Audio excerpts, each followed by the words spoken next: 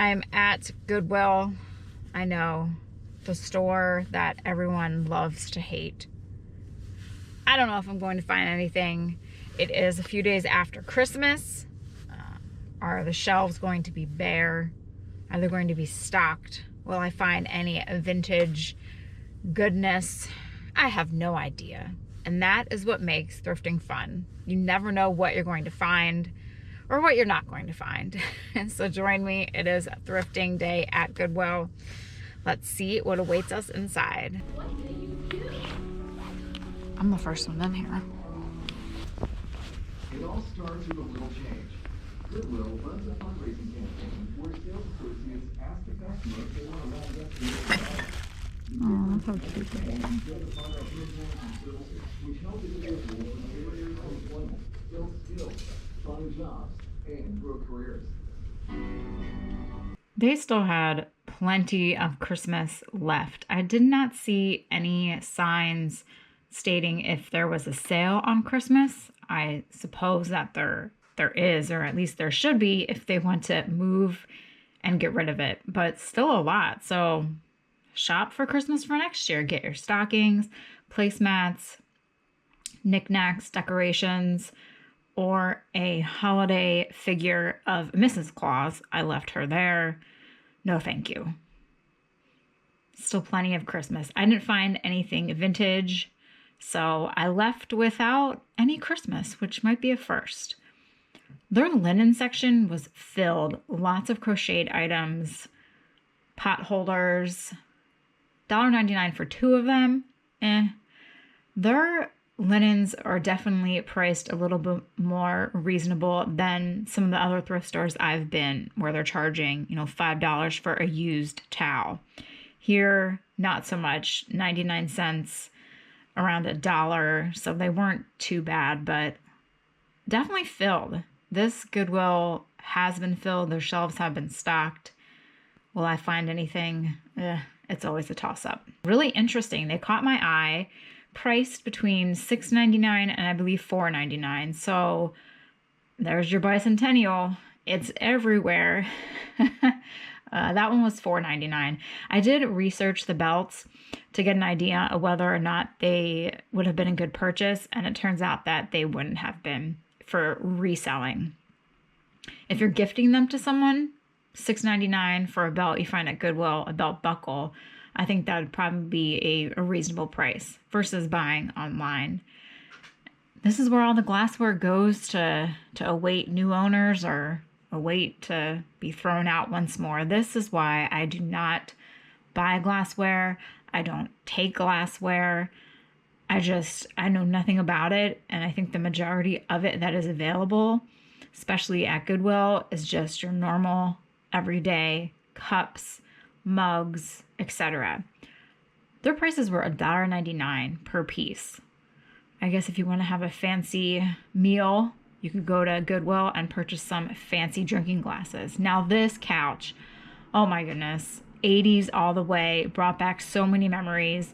My family had a couch like this. They did not have the birds on it, or those quail, pheasants.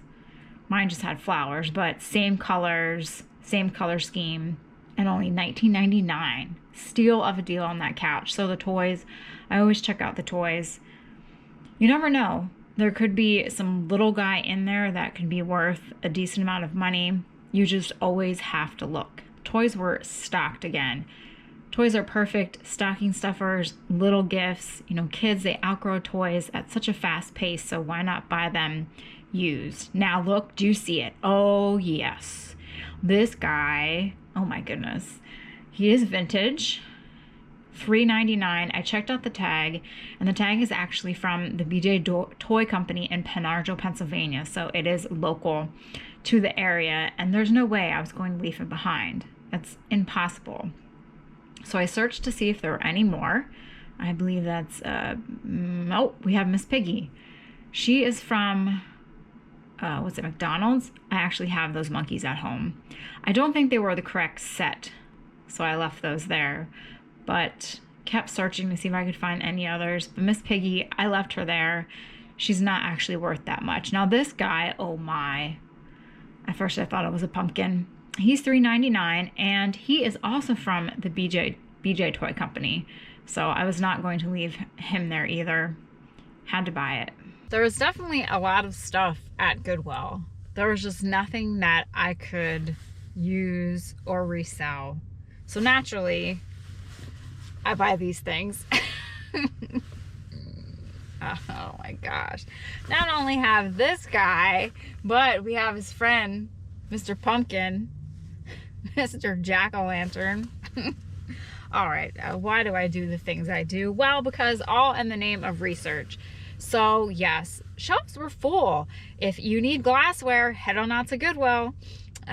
Clothing, I usually never do well with clothing at the regular Goodwill store. So I just take a quick peek and then move along. The knickknacks, lots of those.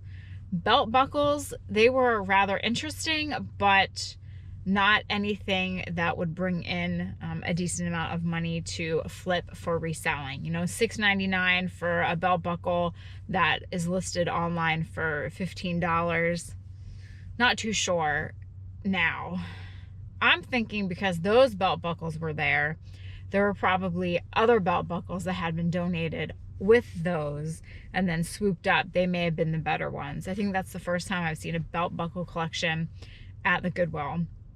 And that gets me to the point that I'm going to make, is when you see a collection of things, or when you see more than, 2 items, chances are that someone donated a whole bunch of stuff. If you find one belt buckle, okay. You find 4, someone just got rid of their belt buckle collection. If you find vintage stuffed animals, you keep looking because you find more than just one. So this guy, his eyes caught my eyes. You can tell just by looking at him that he is older. He's not something that they're making now. He's in really good shape. His fur is still all put together. I'm assuming he's a lion. But his tag is what drew me to him besides his vintage looks. It's the BJ Toy Company, Inc. in Pen Argyl, Pennsylvania. Shell made in Korea. Pen Argyl is in, I guess, my neck of the woods of the New Jersey, Lehigh Valley area. We have this guy, and then like I said, we have his friend, Mr. Pumpkin, Mr. Jack-o'-lantern. Or do you think it's a peach? An orange? It's an orange. We're just gonna pretend it's a pumpkin. Mr. Orange. He has the same tag. It's a little bit different though. Again, it's the BJ Toy Company in Pen Argyl, Pennsylvania.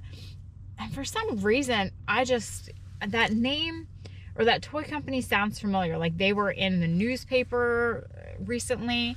So guess what? We're going to do some research to find out more about this toy company, if we can find anything.